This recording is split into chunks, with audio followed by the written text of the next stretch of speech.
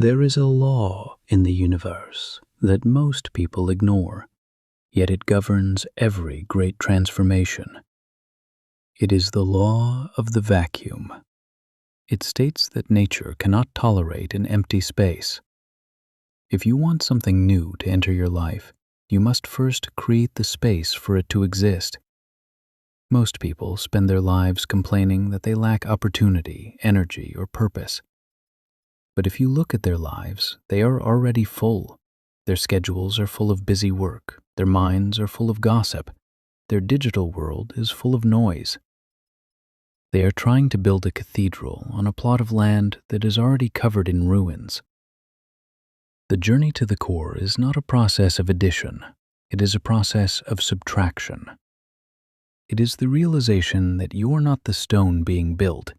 You are the sculptor chipping away everything that is not the masterpiece. Every habit you keep that you know is beneath you is a heavy weight on your chisel.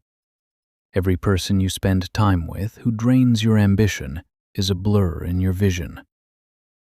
To find the center, you must be willing to walk through the void. Imagine a room filled to the ceiling with old, broken furniture. If someone offered you the most beautiful throne in the world, you would have nowhere to put it. You would have to leave it outside in the rain. This is how many people treat their own potential. They want the strength, they want the clarity, and they want the success, but they refuse to throw out the junk. They are afraid of the empty space.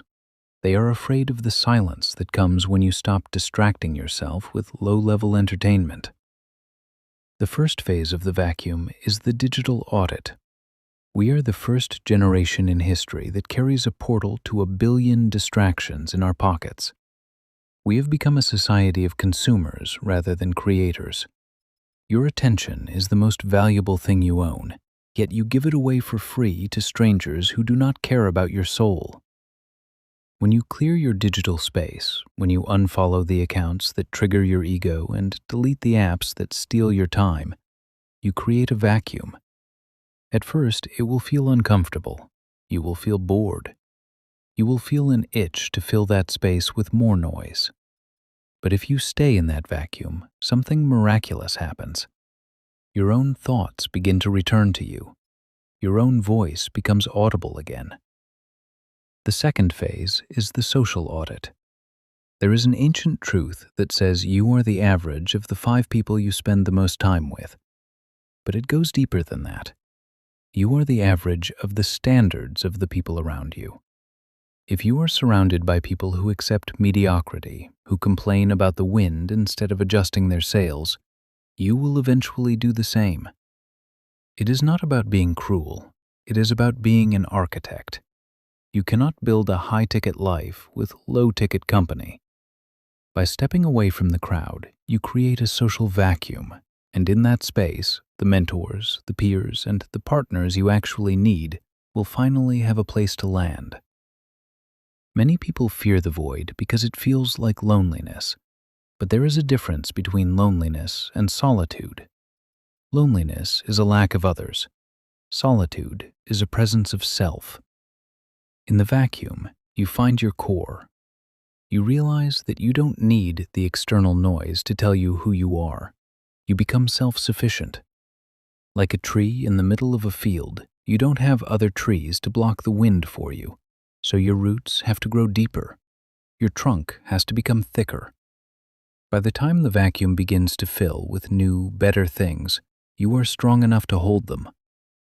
This transformation requires a specific kind of courage, the courage to be empty for a while. It is the period between the old life and the new one. It is the liminal space where the most growth happens.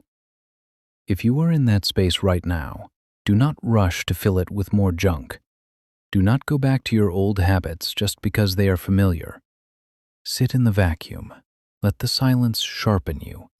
Let the emptiness remind you of what you actually value.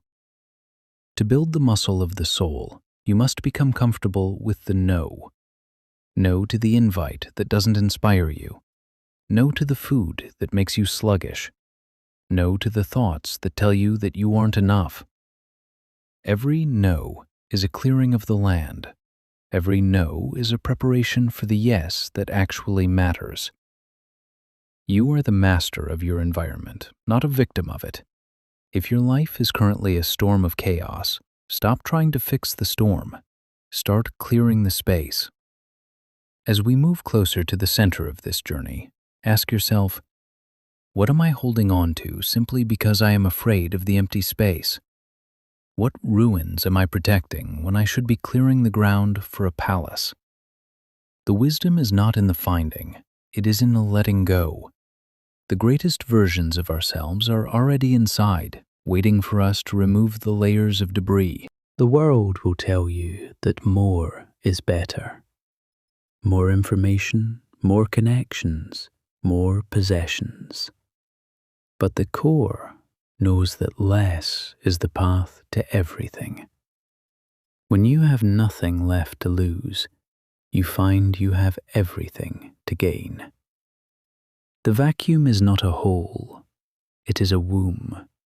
It is where your new reality is being formed. As you put down your device today, look around your physical and mental space. Find one thing that is cluttering your path to the core and remove it. Don't replace it yet. Just let the space be empty. Feel the weight of the vacuum and know that it is the sound of your potential rushing in. The path is open. The space is ready. Now, take the step. Stay focused. Stay disciplined. And above all, stay centered. The masterpiece is waiting beneath the stone.